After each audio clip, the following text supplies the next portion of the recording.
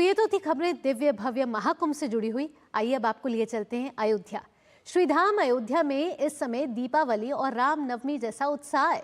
हर वर्ष जैसे अयोध्या के लोग दीपावली की प्रतीक्षा करते हैं, उसी तरह से इस बार पूरा देश प्रतीक्षा कर रहा है भगवान श्री राम के प्राण प्रतिष्ठा समारोह की पहली वर्षगांठ का।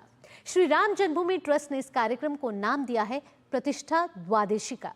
कैसी है तैयारियां, इस पर श्री राम लला विराजमान के मुख्य पुजारी श्री सत्येंद्र दास जी महाराज से बात की है हमारे संवाददाता अजय मिश्र ने।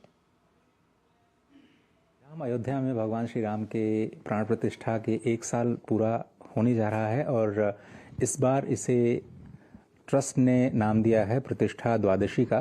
क्या कुछ है तैयारियां? इस वक्त श्री राम लला विराजमान के मुख्य पुजारी श्री सत्येंद्र दास जी महाराज हमारे साथ साक्षात मौजूद हैं। प्रश्न यही कि सबसे पहले ये 22 जनवरी 11 जनवरी कैसे हो गया, ये नहीं लोगों को समझ में आ रहा होगा। हाँ, ये समझ में नहीं आता है क्योंकि हमारे यहाँ जो पर्व मनाए जाते हैं वो हमारे भारतीय तिथि के अनुसार मनाए जाते हैं।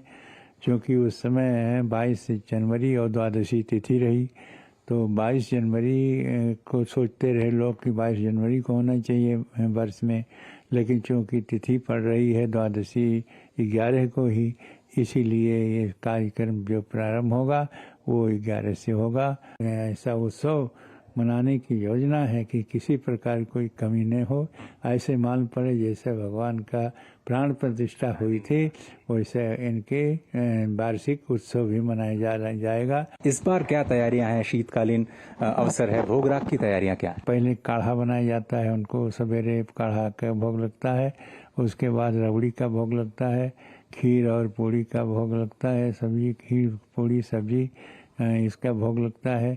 इसलिए कि ये गर्म चीज़ है, गर्म लगे, और भगवान के राम लला के वही भोग लगता है जिससे कि इनको ठंडी में ठंड न लगे।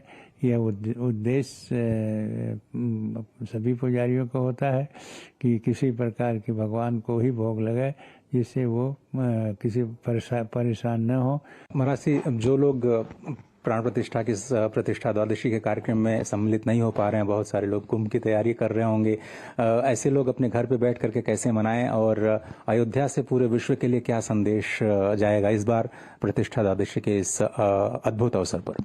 देखिए, जिस प्रकार से प्राण प्रतिष्ठा होने के बाद अपार भीड़ भक्तों की आई, उसी प्रकार से भक्तों जो जहाँ पर हैं वो हम भगवान कहते हैं कि कहीं पर रह करके स्मरण करे, वो वहीं मैं जाता हूँ।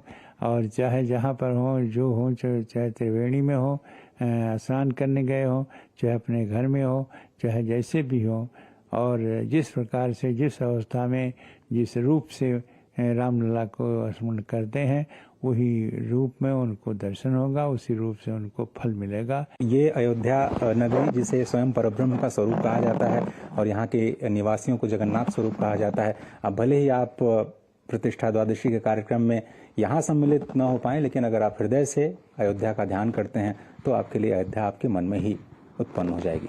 कैमरामैन शिव सुमन के साथ अजय मिश्र, DD न्यूज़, श्री अयोध्या।